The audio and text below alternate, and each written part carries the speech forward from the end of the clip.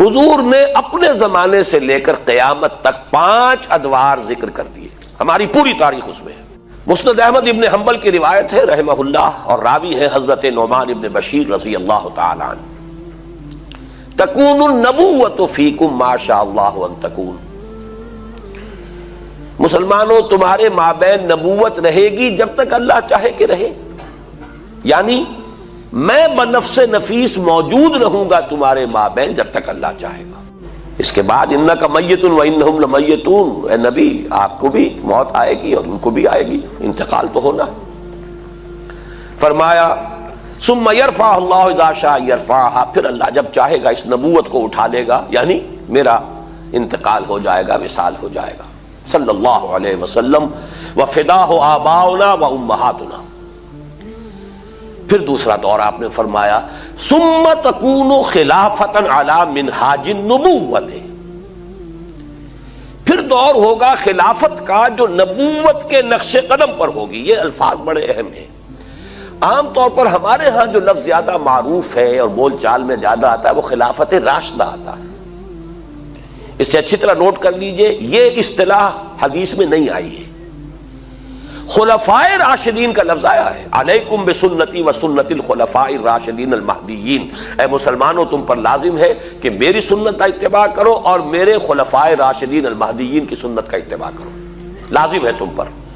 لیکن خلافت کے ساتھ جو صفت آئی ہے وہ یہاں نوٹ کیجئے، یہ عام نہیں ہے، اس کو اب ہم عام کر رہے ہیں اپنی مطبوعات کے ذریعے سے۔ خلافت علی منہاج النبوہ، منہاج منہج راستہ طریقہ، بعین ہی نبوت کے نقش قدم پر خلافت۔ یہ بعین ہی کا لفظ اس قدر زور دے کر میں نے کیوں ادا کیا ہے اس کو سمجھ لیجئے۔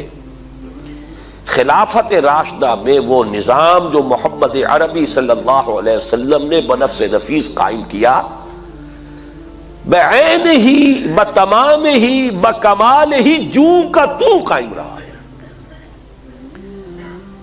اس میں ایک مثال آپ کو دے دیتا ہوں کہ جب حضرت ابو بکر رضی اللہ تعالیٰ عنہ کے عہد خلافت میں مانعین زکوٰۃ کا فتنہ اٹھا، حضرت عمر جیسے شخص نے بھی رضی اللہ تعالیٰ عنہ مصلحت اندیشی کا مشورہ دیا کہ حالات کو دیکھیے، 2 محاذ پہلے کھلے ہوئے ہیں، آپ نے جیش اسامہ بھی بھیج دیا، اس لیے کہ حضور نے تیار کیا تھا۔ حضرت ابو بکر نے فرمایا کیسے ممکن ہے جو جیش اور جس کا علم دیا ہو حضور نے اپنے دست مبارک سے، میں اسے روک دوں؟ پھر جو جھوٹی نبوتوں کے دعوے دار کھڑے ہو گئے ان سے تو ہمیں لڑنا ہی ہے، ہر صورت لڑنا ہے، ان کا کفر تو بالکل واضح ہے ازر من الشمس ہے۔ تو 2 محاذ کھلے ہوئے ہیں، مسلمانوں کے دل زخمی ہیں، مورال جو ہے پست ہے حضور کے انتقال کی وجہ سے۔ اب تیسرا محاذ نہ کھولیے، رعایت کیجئے، انہوں نے اسلام کا انکار نہیں کیا، کسی جھوٹی نبوت کا اقرار نہیں کیا، نماز کو بھی مان رہے ہیں، زکوٰۃ میں بھی یہ نہیں کہہ رہے کہ زکوٰۃ نہیں دیں گے، صرف یہ کہہ رہے ہیں کہ ہم حکومت کو نہیں دیں گے، اپنے طور پر دیں گے، خرچ کریں گے۔ تو ذرا لینینسی برتیے، مصلحت کو دیکھیے، تیسرا محاذ نہ کھولیے۔ اس پر جو حضرت عمر رضی اللہ تعالیٰ عنہ کا ری ایکشن تھا، ایک تو ڈانٹ پلائی حضرت عمر کو، اور یہ مقام ہے ابو بکر کا کہ عمر کو ڈانٹ پلا سکتے تھے، صرف وہی پلا سکتے تھے صحابہ میں، اور کسی کا یہ مقام نہیں۔ اے عمر تم جاہلیت میں تو بڑے سخت تھے، کیا ہو گیا تمہیں؟ اسلام میں اتنے نرم ہو گئے، اتنی کمزوری کا مظاہرہ کر رہے ہو۔ دوسری بات فرمائی، اور یہ ہے اصل جس کے لیے میں عرض کر رہا ہوں، ایبدل الدین وانا حی، کیا دین میں ترمیم کی جائے گی جبکہ میں ابھی زندہ ہوں؟ میرے جیتے جی دین میں ترمیم نہیں ہو سکتی۔ کس حد تک کہا ہے کہ خدا کی قسم حضور کے زمانے میں اگر یہ زکوٰۃ کے اونٹوں کے ساتھ ان کو باندھنے کی رسیاں بھی دیتے تھے، اگر یہ کہیں گے کہ اونٹ لے جاؤ رسی نہیں دیں گے تب بھی میں جنگ کروں گا۔ تو حضرت ابو بکر کی آپ دیکھیے فصاحت اور بلاغت کی بھی انتہا ہے، اس سے زیادہ تاکید کا کوئی اسلوب ہو نہیں سکتا تھا کہ اگر صرف رسی دینے سے انکار کریں گے، اب آپ بتائیے کہاں اونٹ کی قیمت، کہاں اس رسی کی قیمت؟ اتنی ترمیم بھی مجھے گوارا نہیں ہے، اور خدا کی قسم اگر کوئی اور میرے ساتھ نہیں چاہے گا میں تنہا تنہا جاؤں گا اور جنگ کروں گا۔ بہرحال میں نے یہ وضاحت کی کس لیے کہ خلافت علی منہاج النبوہ، جو کا تو خلافت کا نظام ہے کہ جو قائم رہا، جسے ہم عرف عام میں خلافت راشدہ کہتے ہیں، حدیث کی اصطلاح میں خلافہ علی منہاج النبوہ، یہ نظام دوسرا تھا۔ حضور نے فرمایا یہ بھی رہے گا جب تک اللہ چاہے گا، پھر یہ بھی ختم ہو جائے گا۔ ثم یرفع اللہ اذا شاء یرفع، پھر اسے بھی اللہ اٹھا لے گا۔ اس کے بعد آیا تیسرا دور۔ حضور کے الفاظ کیا ہے؟ ثم تکون ملکا عاضا، پھر ایک دور آئے گا ملوکیت کا، اور اس کا وصف ہوگا کاٹ کھانے والی ملوکیت۔ عض یعض یوم یعض الظالم علی یدیہ، قیامت کے دن جو ہے ظالم اور کافر جو ہے اپنی مایوسی میں حسرت کے ساتھ اپنے ہاتھوں کو کاٹ رہے ہوں گے، ہائے ہماری شامت، ہم کس راستے پر چلتے رہے کہ آج اس انجام سے دو چار ہونا پڑا۔ تو عض یعض، کاٹنا، دانتوں سے کاٹنا، کٹکھنی ملوکیت کا دور آئے گا۔ فتکون ما شاء اللہ ان تکون، پھر وہ بھی رہے گی جب تک کہ اللہ چاہے گا کہ رہے۔ ثم یرفع اللہ اذا شاء یرفع، پھر اللہ تعالیٰ جب چاہے گا اسے بھی اٹھا لے گا۔ اس سے مراد کیا ہے؟ خلافت راشدہ یا خلافت علی منہاج النبوہ کے بعد جس نظام کو عرف عام میں خلافت کہا جاتا ہے، حدیث نبوی نے اسے ملوکیت سے تعبیر کیا۔ خلافت تو ایک معنی میں ہم اس کو کہہ سکتے ہیں، یہ بھی میں کل اس نکتے پہ مزید گفتگو کروں گا جب خلافت کی حقیقت، اس کے شرائط بیان کروں گا، اس لیے کہ کتاب و سنت کی ٹوٹل بالادستی وہاں موجود تھی۔ خلافت بنو امیہ میں بھی تھی، خلافت بنو عباس میں بھی تھی، خلافت عثمانیہ میں بھی رہی ہے، لیکن یہ ہے کہ وہ نظام جو ہے دولت کی تقسیم کا نظام بدل گیا، اور یہ در حقیقت ملوکیت یوں سمجھیے کہ دور بنو امیہ جو ہے 90 برس ہے اس کے، یہ ٹرانزیشن کا ایک پیریڈ ہے، عبوری دور ہے۔ خلافت علی منہاج النبوہ سے ملوکیت تک پہنچتے پہنچتے ایک دن میں تو بات نہیں ہو گئی تھی نا۔ دور بنو امیہ جو ہے ٹرانزیٹری پیریڈ ہے، اصل ملوکیت جا کر جو جمی ہے وہ دور بنو عباس سے، جب محل بنے اور ٹھاٹھ جمے، وہ دور در حقیقت، ورنہ اس سے پہلے عربی حضارت اور بدویت جو ہے دور بنو امیہ میں برقرار تھی، لیکن بہرحال ظالم حکومت تھی، اس میں تو کوئی شک نہیں۔ میں چند اس کے اشارے کر رہا ہوں۔ جو کچھ ہوا حسین ابن علی رضی اللہ تعالی عنہما کے ساتھ کربلا میں، اور یہ تو چونکہ ان کا ذکر جو ہے بہت زیادہ ہوتا ہے، ہر سال جو ہے خاص اہتمام سے ہوتا ہے، اس لیے بچہ بچہ واقف ہے۔ وہی کچھ ہوا حضرت عبداللہ ابن زبیر کے ساتھ مکہ مکرمہ میں، عین مکہ مکرمہ میں ذبح کیے گئے ہیں، حرمت حرم مکی کو بٹا لگا ہے۔ پھر واقعہ ہررا ہوا ہے، 3 دن تک مدینے کو لوٹ مار کیا گیا، اور مدینے کے اندر خواتین کی بے حرمتی ہوئی، واقعہ ہررا۔ حرم نبوی جو ہے اس کی بے حرمتی ہوئی۔ پھر حجاج ابن یوسف کے ہاتھوں سینکڑوں تابعی شہید کیے گئے۔ تو تاریخ کے حقائق ہیں، اور میرے لیے اس سے بھی کہیں زیادہ دردناک اور تاریخ کے اعتبار سے کہیں زیادہ فیصلہ کن ظلم جو تھا، محمد ابن قاسم کو بلا کر شہید کر دیا۔ وہ نوجوان، ٹین ایجر نوجوان جو آیا تھا، فاتح تھا، اور اتنا نیک، اتنا پارسا، ہندوؤں نے اپنے ذہن کے مطابق اسے اوتار کا درجہ دیا۔ وہ تو اپنے ذہن سے سوچیں گے نا، مورتیاں بنا کر مندروں میں رکھ دی گئیں جن کو پوجا جا رہا تھا۔ ایسا نیک، اتنا صالح، اتنا پارسا، ایسا متقی، ایسا عادل حکمران، اگر کہیں انہیں موقع مل گیا ہوتا تو اسی وقت ہندوستان پورا فتح ہو جاتا۔ لیکن ملوکیت کو سب سے بڑا خطرہ لاحق ہو جاتا ہے اگر کوئی شخص اتنا پاپولر ہو گیا تو ہمیں خطرہ ہے، ہمارے اقتدار کو خطرہ ہے۔ وہاں تو سوچنے کا انداز یہ ہوگا، کیا جرم تھا محمد ابن قاسم کا؟ تاریخ خاموش ہے، بے گناہ بلایا گیا، شہید کر دیا۔